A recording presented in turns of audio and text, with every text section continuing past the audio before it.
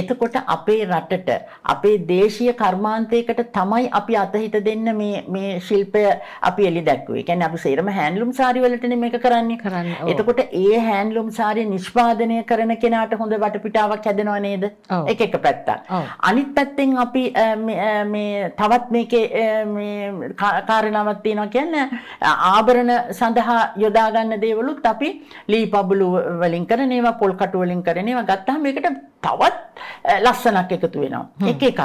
ඊළඟට අපි සාරි නිර්මාණය කරනකොට ඒකේ අගේ වැඩි කරගන්න මේ යම් දේවල් යොදා ගන්නවනේ. දැන් අපි හිතමුකෝ ඔය බීඩ්ස්, සීක්වෙන්ස් ඒ වගේ අපි ඒවා යොදා ගන්න නැහැ.